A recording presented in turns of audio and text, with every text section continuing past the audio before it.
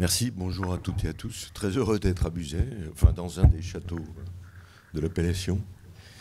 Je rappelle d'ailleurs, et je le rappelle avec beaucoup d'émotion, qu'une des premières intronisations dans les vins du Grand Sud-Ouest, Bordeaux, ça a été à Buzet.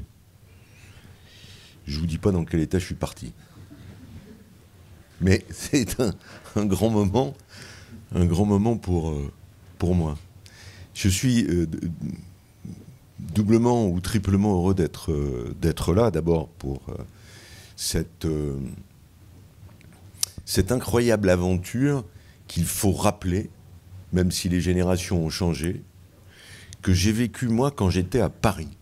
J'étais étudiant à Paris et j'avais découvert dans Le Monde, ceux qui m'ont entendu raconter l'histoire m'en excuseront, mais j'avais découvert dans Le Monde 2 pages sur Buzet. Cette démarche collective, d'une part, avec un maître de chai de Mouton Rothschild, si ma mémoire est bonne, et Buzet était décrit dans Le Monde comme le Mouton Rothschild du pauvre. Alors je ne sais pas si j'étais pauvre à l'époque, mais j'étais étudiant. Vous aviez un dépôt en vrac à côté de la porte de Versailles. Et moi, j'ai commencé à goûter le Buzet, à boire du Buzet quand j'étais étudiant à Paris. Donc c'est quand même il y a un certain temps. Donc c'est pour moi un souvenir affectif, une affection particulière. Et vous n'avez pas démenti d'ailleurs cet article dans toutes les innovations que vous avez portées, les innovations commerciales, les innovations agronomiques, les innovations aujourd'hui en termes d'agroécologie. Et nous avons besoin, nous, responsables publics, et pas Joël qui me dira le contraire, nous avons besoin de ces innovations. Je réclame à l'INRA, je réclame à mes services, je réclame un peu à tout le monde une définition de l'agroécologie. Je ne sais pas si elle est possible, et je ne sais pas si elle est totalement souhaitable. Je ne sais pas si elle est possible parce que c'est quelque chose qui progresse régulièrement par les innovations que vous faites, que font d'autres agriculteurs dans d'autres cultures, que font parfois certaines expériences scientifiques. Je rappelle, et vous les connaissez, que nous avons un laboratoire du CNRS et de l'INRA à Chizé, dans le nord de la région, qui travaille sur des zones expérimentales avec plus de 400 agriculteurs pour définir avec nos scientifiques, nos ingénieurs, ce qu'est l'agroécologie et ce qu'est la relation entre le rendement et en même temps la baisse du coût pour l'agriculteur, le viticulteur, dans son compte d'exploitation, de tous les intrants ou tous les produits de traitement.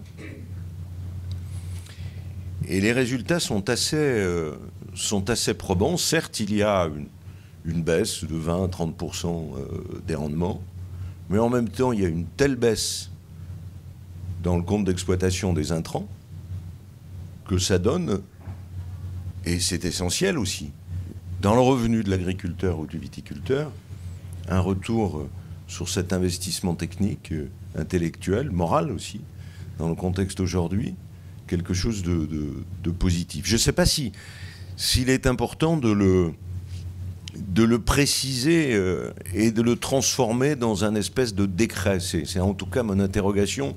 Nous vivons dans un État centralisé qui, pour défendre sa centralisation, a besoin de produire des normes. Produire des normes pour faire entrer les enfants à l'école ou les placer dans la cantine ou dans les bus quand on sort du confinement. Produire des normes pour homologuer et valider un produit qui est une alternative aux pesticides de synthèse. Et je ne sais pas si dans ce domaine de l'agroécologie, dont on voit bien, couvert végétal, baisse des intrants, retour du sol comme étant l'élément essentiel et non pas simplement un support de culture, la vie du sol, et puis notre survie à tous. On vient d'engager, nous, au niveau de la région, une opération qu'on appelle une seule santé, One Health, en rapprochant santé animale, santé végétale, santé environnementale. Et donc, autour de ça, je ne sais pas s'il ne faut pas que, s'il n'est pas souhaitable, comme vous le faites ici, que ce soit la créativité des viticulteurs, des agriculteurs, qui portent cette agroécologie et qui la fassent progresser. Alors bien sûr, il y aura des textes au niveau national, des textes européens, produits interdits, qui sont décalés d'ailleurs dans leur interdiction régulièrement. Hein, je pense aux néonicotinoïdes, je pense à un certain nombre de désherbants. Mais ça arrivera un jour. Je pense qu'arrivera d'ailleurs un jour, rappelez-vous de l'affaire, je ne sais pas si vous vous en souvenez, d'une affaire liée à Perrier, aux bouteilles de Perrier, dans laquelle on découvre, c'était dans le marché américain, des produits toxiques. Arrêt de l'exportation pour les sources d'eau minérale. Un jour viendra, dans certains marchés, où l'on analysera les résidus, les micro-traces de résidus qui peuvent être dans les bouteilles. Et d'ailleurs, je me souviens, j'avais été sollicité par les négociants de Bordeaux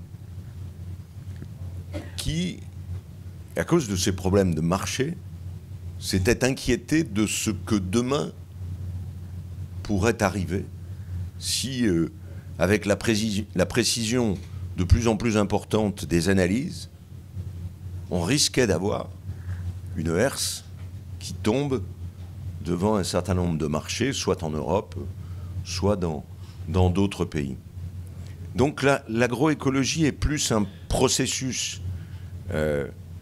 qui doit démarrer d'expérimentation sur, ici, les vignes, ailleurs sur d'autres productions, et bien entendu des avancées, des reculs, mais en tout cas doit être assumé par les collectivités territoriales que nous représentons, les pouvoirs publics que nous représentons, la région dont c'est une des compétences, le département, les organisations professionnelles et les coopératives.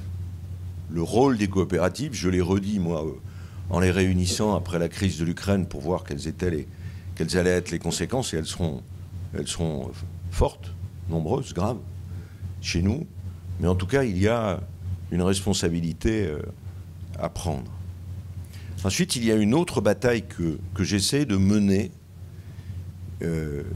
et dont vous utilisez d'ailleurs les retombées. On a, pas très loin d'ici, à côté d'Agen, une entreprise qui s'appelle 200 Gosses, que tout le monde connaît, qui est une entreprise qui met au point des alternatives aux pesticides chimiques et à tous les intrants chimiques, dans tous les domaines d'ailleurs. Et la bataille que je mène, elle fait référence à la centralisation que j'évoquais tout à l'heure. On a aujourd'hui des produits qui servent, à partir des microalgues, à traiter le mildiou et l'oïdium, et dont les résultats expérimentaux sont extrêmement efficaces.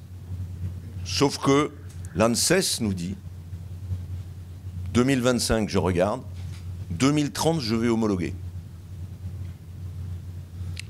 On a créé d'ailleurs ici même, dans la cave de Buzet, le cluster des entreprises dans le domaine de la biosécurité, du biosourcing de produits alternatifs et de toute cette réflexion. On a entre les mains en Nouvelle-Aquitaine tous les produits, je dis bien tous les produits, qui permettent de résister à toutes les impasses et à toutes les attaques. Sauf que ce n'est pas homologué.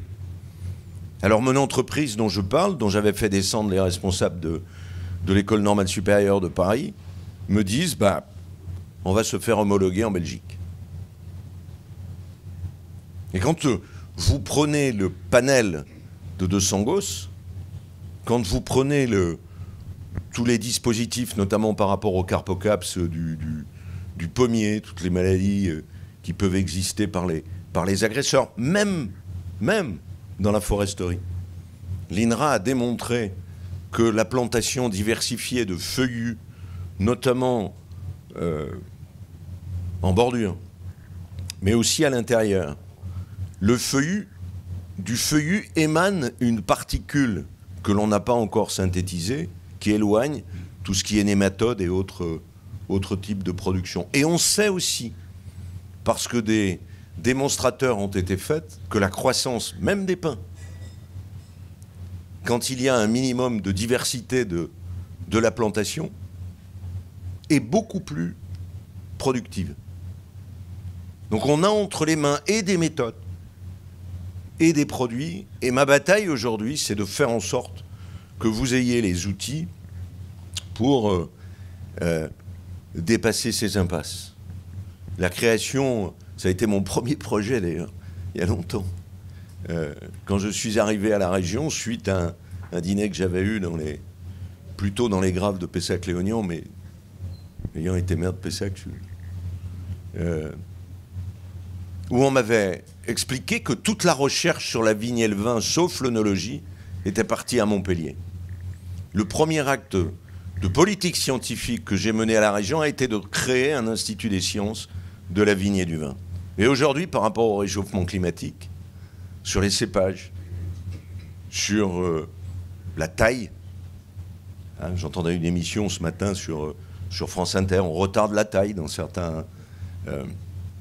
sur le couvert végétal, sur tout ce qui peut exister, y compris en matière d'agriculture de précision. Et il ne faut pas avoir peur de considérer que les techniques nouvelles, numériques, satellitaires, peuvent aider. Par contre, il faut le mutualiser. Ça suppose que les CUMA ou les coopératives prennent ça en charge pour connaître l'endroit. C'est un peu pour ça que les anciens avaient planté des rosiers au début de la vigne pour détecter le démarrage. Mais a-t-on besoin de couvrir d'un traitement la totalité de la parcelle ? Et comme le viticulteur ne pourra pas, ou ses salariés, circuler entre les ranges pour découvrir où ça se passe, il y aura des moyens modernes. Donc nous avons une réflexion, et à Nérac, on a créé un cluster autour du machinisme agricole et viticole. Je regrette d'ailleurs que nous ayons transporté à Vinitec cette manifestation qu'il y avait à Agen sur le matériel arboricole ici. Je suis en train de réfléchir à le ramener dans le Lot-et-Garonne, à ramener cette manifestation en Lot-et-Garonne pour l'avoir soutenue, sauvée d'ailleurs plusieurs fois. C'est toute une réflexion, on le voit bien à 360 degrés, qui est aussi une réflexion humaine, une réflexion d'anticipation. En tout cas, la région sera bien sûr aux côtés de Bugey, mais aussi de toute la viticulture, puisqu'on a gagné un appel à projet. Alors, j'aime pas trop les histoires d'appel à projet, parce qu'on met des briques ici ou là, mais il y a un projet systémique qui s'appelle Vitirêve, dans lequel vous êtes engagé, justement pour accompagner cette sortie des pesticides et de tous les produits qui sont nocifs à la terre et au sous-sol.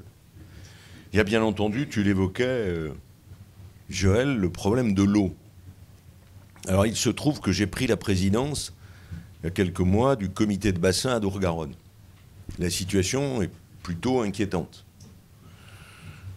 On considère habituellement qu'il y a un même niveau de précipitation. Et il y a un discours facile. Comme il tombe la même quantité d'eau, il suffit de la stocker pour pouvoir arroser. D'abord, il y a une réflexion sur l'irrigation de précision, et on sait que même quelqu'un qui fait ses tomates ou ses salades, il faut bien les arroser. Et dans cette période où il commence à pleuvoir, mais enfin, on est quand même dans une période hivernale de sécheresse, en dehors des problèmes de gel et le problème du réchauffement pendant l'hiver. Enfin, je ne vais pas vous décrire ce que vous savez mieux que moi. En tout cas, le problème de l'eau est un des défis majeurs. Et je pense que, enfin en tout cas ça va être mon action, essayer de se sortir de cette guerre qui existe, de ces positionnements qui sont parfois caricaturaux, et d'un côté et de l'autre, qui se posent plutôt dans les Deux-Sèvres. Hein. Les lacs collinaires ou les retenues ne sont pas... ce type de retenue n'est pas mis en cause. Ce qui a été proposé dans les Deux-Sèvres, c'est ce qu'on appelle les bassines, improprement d'ailleurs, qui ne sont pas des méga-bassines, pour bien connaître le dossier, mais sur lesquels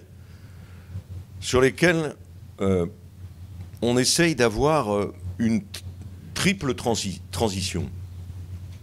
D'abord, vraiment de la situation au pompage dans les nappes. Parce que les nappes qui descendent du nord de la région et qui vont jusqu'à la Garonne sont en difficulté. Donc il faut plutôt, effectivement, pomper l'eau dans l'eau de surface au moment où elle est abondante ou surabondante. Parce qu'aujourd'hui, vous avez, alors qu'on pompe dans le sous-sol, vous avez des assecs dans les rivières, ce qui de plus en plus devient insupportable. Insupportable, y compris pour le pêcheur à la ligne que je suis, pour le pêcheur à la truite. Donc il faut qu'on trouve une substitution. Le deuxième point, c'est la conditionnalité de l'usage de l'eau. Progressivement, on y arrive. C'est-à-dire, et c'est les scientifiques qui le proposent, ok, on fait des retenues de substitution, mais d'ici 2025, moins 50% de pesticides et de produits chimiques. Avec toute la stratégie qu'on porte de produits alternatifs. Alors depuis mon coup de gueule auprès du gouvernement, les choses semblent s'accélérer. De Sangos a réussi à se faire homologuer un produit sur le blé et le maïs, qui n'est pas du tout d'origine chimique, mais d'origine minérale. Et la troisième condition, c'est le contrôle par les pouvoirs publics.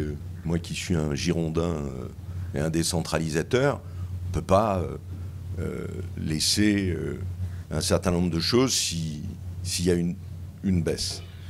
Aujourd'hui, sur le bassin d'Aure-Garonne, on a un déficit dans les périodes d'étiage de 220 millions de mètres cubes. Dans 20 ans ou dans 30 ans, ce déficit sera d'1,2 milliard.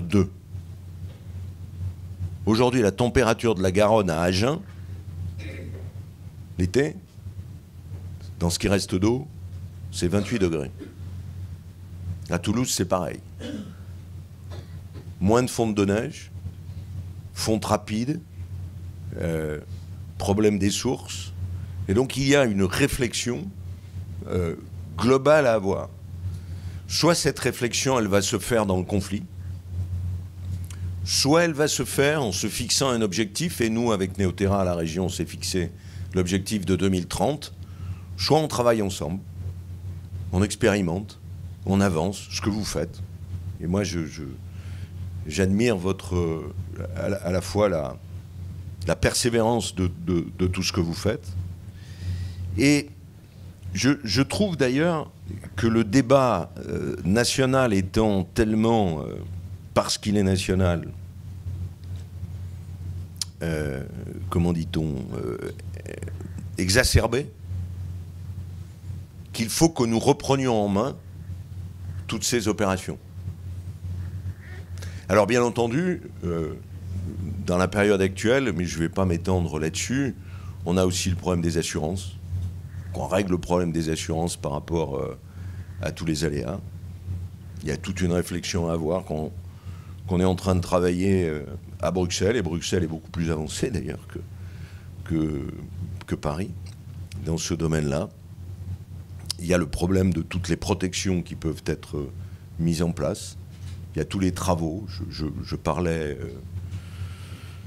des nouvelles plantations que vous faites, qui existent. de nouvelles variétés. C'est autour de cela. En tout cas, moi, je suis très, très heureux et très fier d'être parmi vous ce matin sur cette expérimentation, parce que moi, je compte sur toutes ces expérimentations, sur ces expériences, tous ces démonstrateurs. C'est avec ça qu'on fera la viticulture et l'agriculture de demain.